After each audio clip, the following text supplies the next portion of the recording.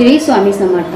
तुमची एखादी इच्छा पूर्ण होत नाही, तुमचं एखादं काम पूर्ण होत नाही, काम अडकलेलं आहे, पैसे अडकलेले आहे, कर्ज आहे, तर तुम्ही हे एक उत्तम सेवा करा।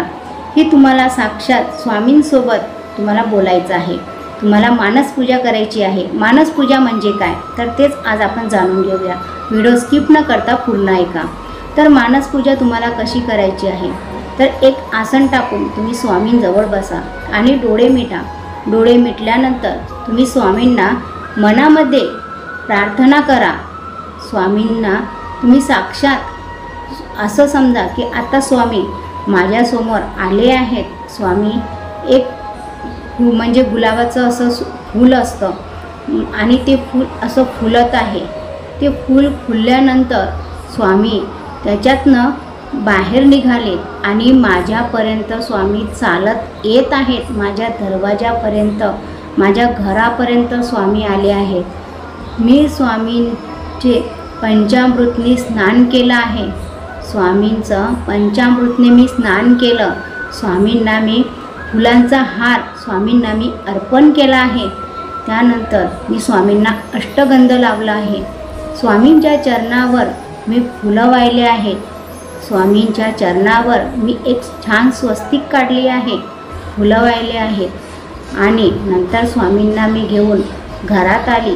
स्वामींना मी आसन बसायला दिलं। स्वामींना मी एक स्वामींचा आवडता नैवेद्य, आवडतं जेवण पुरणपोळीचं स्वामींसाठी मी बनवलं आहे आणि ते ताट, भरलेलं ताट मी स्वामींच्या समोर ठेवलं। स्वामींना तो प्रसाद ग्रहण केला। त्यानंतर स्वामींनी हात धुतला। मी स्वामींना हात पुसायला टावेल दिला।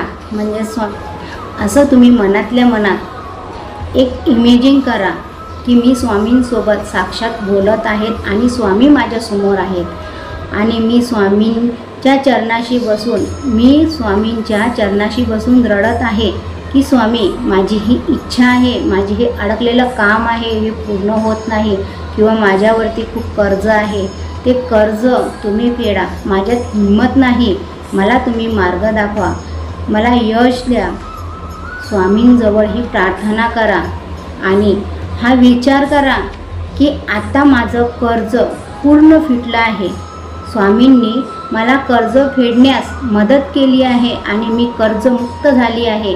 माझी अडकलेली सर्व कामं स्वामींनी पूर्ण केली आहेत। असं तुम्ही मनातल्या मनात बोला आणि स्वामी मला आशीर्वाद देत आहेत। जेव्हा आता तुम्ही स्वामींचं जेव्हा विसर्जन करणार तेव्हा तुम्ही हा विचार करा की स्वामींची मूर्ती माझ्या हृदयात आहे, माझ्या मनात आहे आणि ते कुठेही गेले नाहीत, माझ्या मनामध्ये स्वामी आहेत। हा विचार तुम्ही मनातल्या मनात करा आणि चांगले विचार करा। म्हणजे तुम्ही जे विचार करणार तेच तुमच्या आयुष्यामध्ये घडणार, तुमच्या जीवनामध्ये घडणार।